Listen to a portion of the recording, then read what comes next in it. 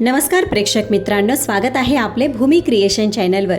प्रेक्षक मित्रांनो, आजची कहाणीला सुरुवात करण्याआधी चॅनलवर नवीन असाल तर व्हिडिओला लाईक, चॅनलला सबस्क्राईब अवश्य करा। तसंच बेल आयकन प्रेस करून हाईप करायला मात्र विसरू नका। चला तर आपण कहाणीला सुरुवात करूया। प्रेक्षक मित्रांनो, शहरातील उच्चभ्रू परिसरातील शांतिवीणा पहाडवरून पाहताना कोणत्याही स्वर्गापेक्षा ते कमी दिसत नव्हतं। पांढऱ्या रंगाच्या भिंतीवर चढलेल्या बोगनवेलच्या वेलींनी आणि वरांड्यात झुलणाऱ्या झुल्याने सगळं काही एका आनंदी कुटुंबाची साक्ष देत होतं। या घराचे मुख्य होते रामराव। ते 68 वर्षाचे होते। चेहऱ्यावर सौम्यता, डोळ्यात एक विचित्रसा शांतपणा आणि हातात नेहमी रामायणाची एक छोटीशी पुस्तक। ते एक सेवानिवृत्त सरकारी अधिकारी होते। प्रामाणिकपणा त्यांच्या नसानसात भिडलेला होता। पत्नी सविताच्या गेल्यानंतर त्यांचं संपूर्ण जग त्यांचा मुलगा आरव आणि सून स्मिता होते। स्मिता नावाप्रमाणेच कोमल होती। परिसरातील लोक तिचं उदाहरण देत असत। सून असेल तर स्मितासारखी।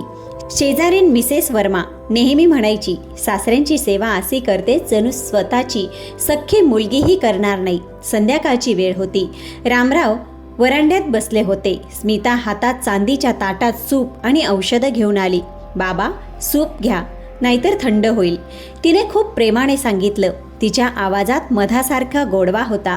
रामरावांनी पुस्तक बंद केलं आणि स्मिताकडे पाहिलं। त्यांच्या डोळ्यात पाणी आलं।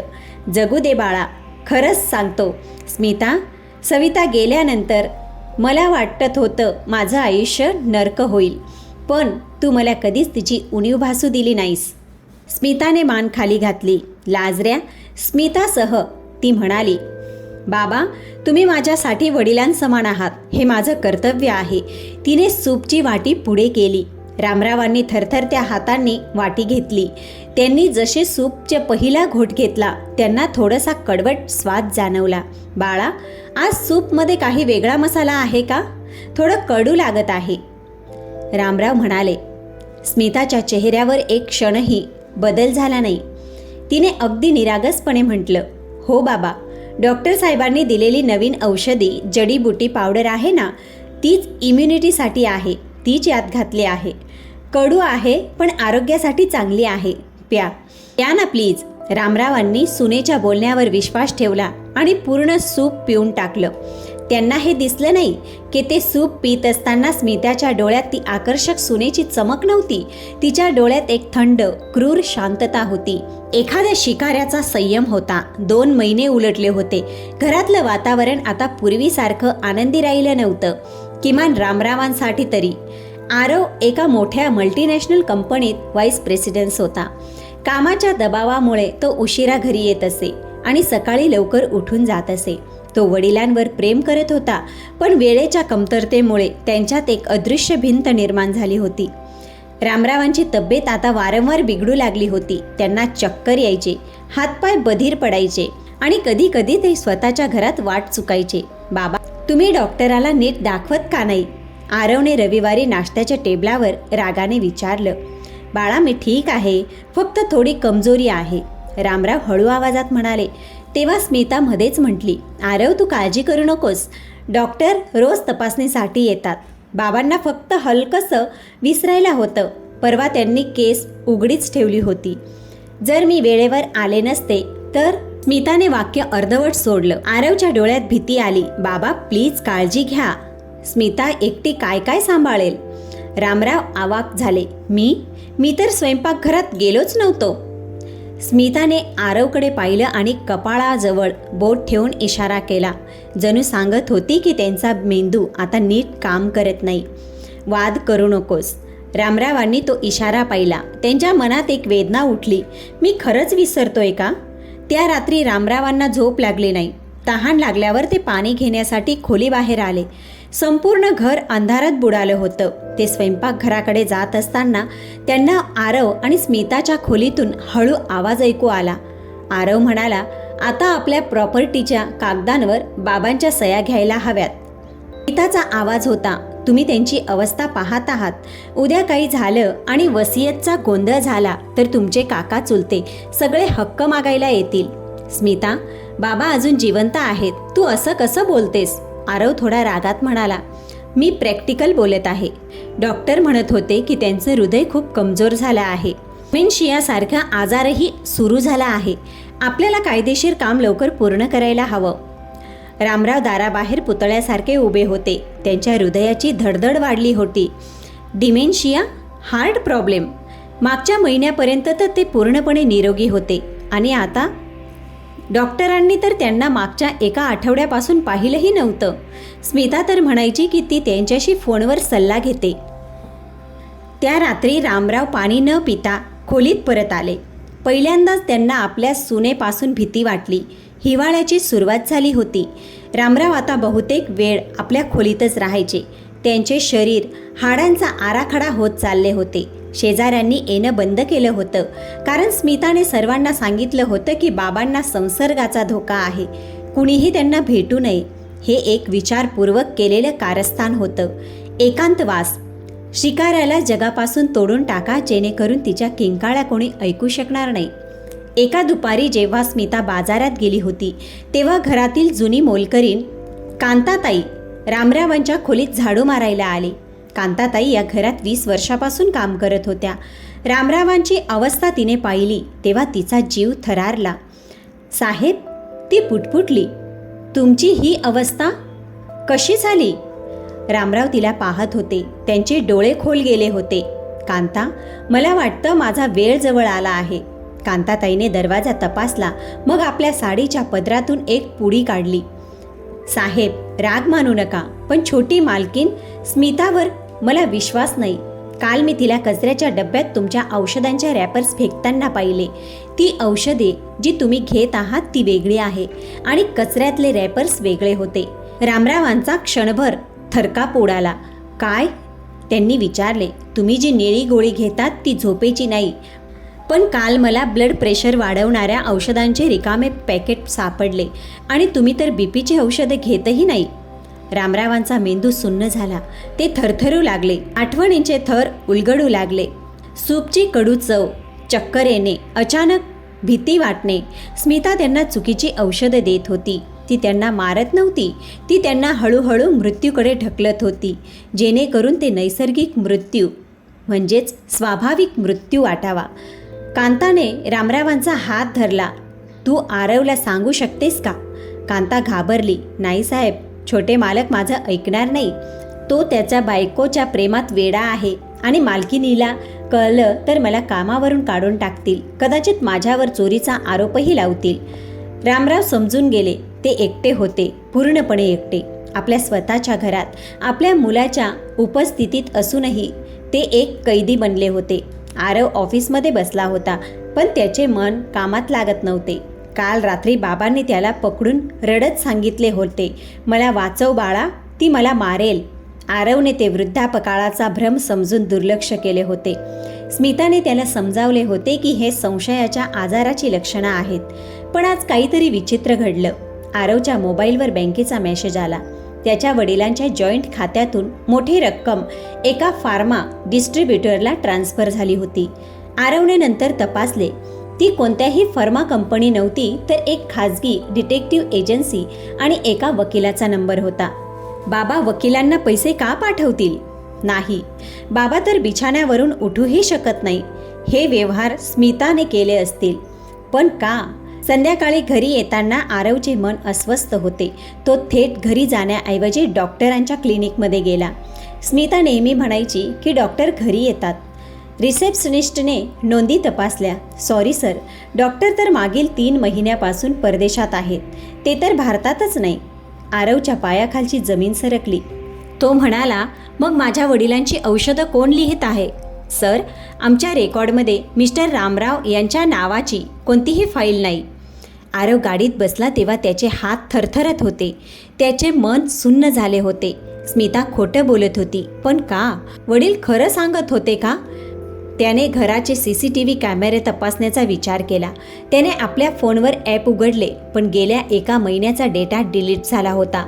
तांत्रिक बिघाड. स्मिताने सांगितले होते. संशयाचे बीज आता एका विषारी झाड बनलं होतं. आरव घरी पोहोचला. घरात एक विचित्र शांतता होती. स्मिता स्वयंपाकघरात काही गुणगुणत होती. आज ती खूपच आनंदी दिसत होती.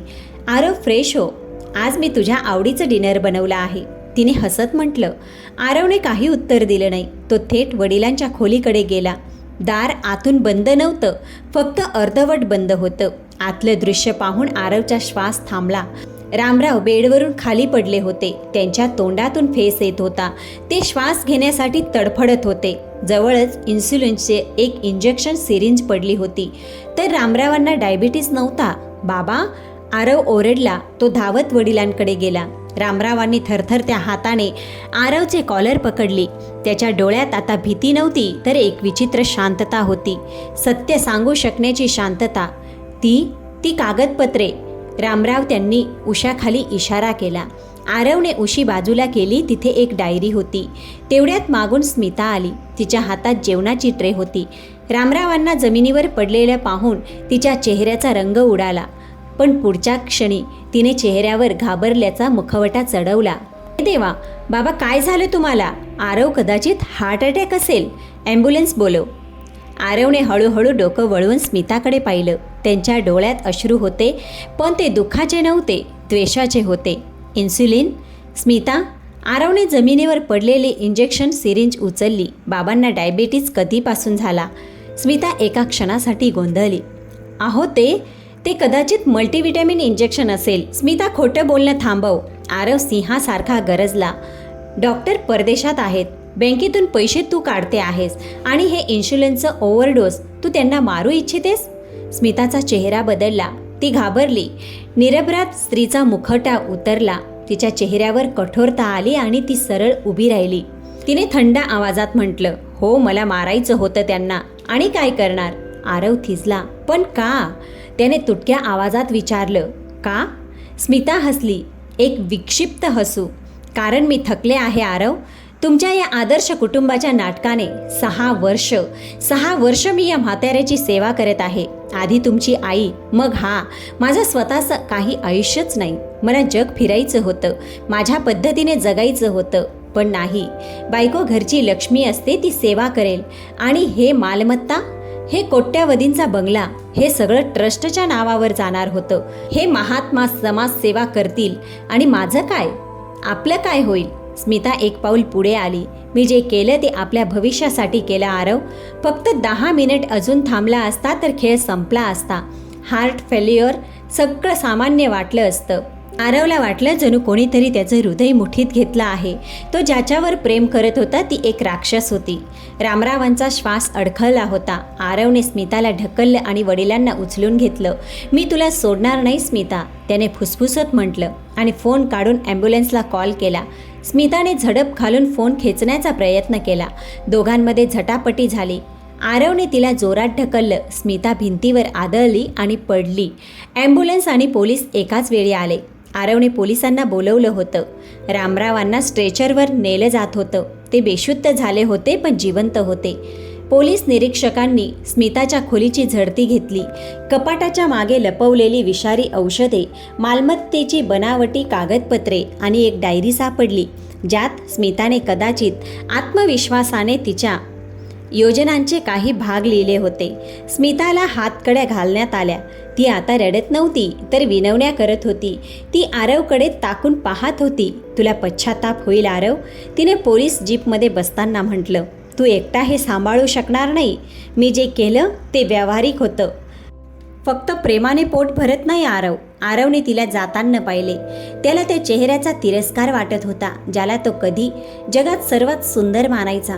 रुग्णालयाच्या ICU बाहेर आरव बसला होता, डोके हातात घेऊन. त्याच्या डोळ्यातून अश्रू थांबत नव्हते. डॉक्टर बाहेर आले. मिस्टर आरव आता धोक्याबाहेर आहेत. मिस्टर आरव, आता तुमचे वडील धोक्याबाहेर आहेत, पण चेहऱ्यावर खोल परिणाम झालेला आहे. त्यांचे मूत्रपिंड खराब झाले आहे. त्यांना बरे होण्यासाठी खूप वेळ लागेल आणि ते कदाचित आता कधीही चालू फिरू शकणार नाही. आरव ICUमध्ये गेला. रामरावांच्या डोळ्यांना नळ्या लावलेल्या होत्या. त्यांनी मुलाकडे पाहिले. आरव त्यांच्या पायावर कोसळला. तो हंबरडा फोडून रडू लागला. मला माफ करा बाबा, मी अंधळा झालो होतो. मी काहीच पाहू शकलो नाही. मी तिला तुमच्यापेक्षा जास्त प्राधान्य दिलं. रामरावांनी खूप कठीणपणे आपला हात उचलला आणि मुलाच्या डोक्यावर ठेवला. ते काही बोलू शकत नव्हते, पण त्यांच्या डोळ्यातून एक अश्रू ओघळून उशीमध्ये मिसळला. त्या अश्रूत कोणतीही तक्रार नव्हती, फक्त एक खोल वेदना होती, विश्वास तुटल्याची वेदना. 6 महिन्यानंतर त्या घरात पुन्हा शांतता होती, पण ही शांतता आता सुखद नव्हती तर ओसाड होती. स्मिता तुरुंगात होती. तिच्यावर खुनाच्या प्रयत्नाचा आणि फसवणुकीचा खटला चालू होता. आरवने आपली नोकरी सोडली होती, जेणेकरून तो वडिलांची काळजी घेऊ शकेल. शेजारच्या घरात CCTV बसवले होते, पण आता घरात कोणताही बाहेरचा व्यक्ती नव्हता, फक्त बाप आणि मुलगा. संध्याकाळी आरव वडिलांना व्हीलचेअरवरून बागेत घेऊन आला. चहा घ्या बाबा, त्याने कप हाताने दिला.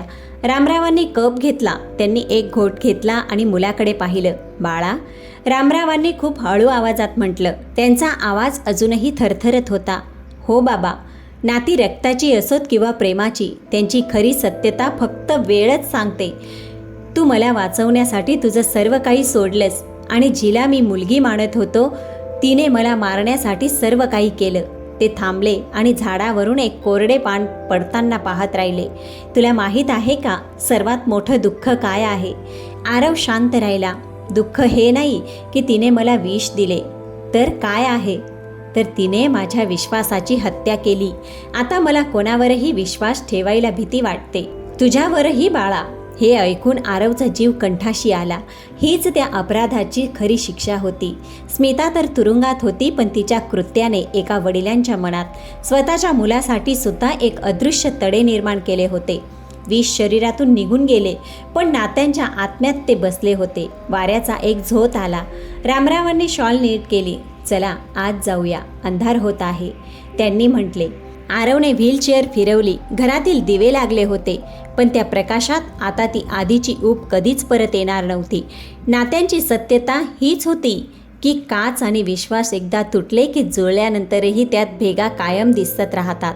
प्रेक्षक मित्रांनो, ही होती आपली आजची कहाणी. आशा करते तुम्हाला नक्कीच आवडली असेल.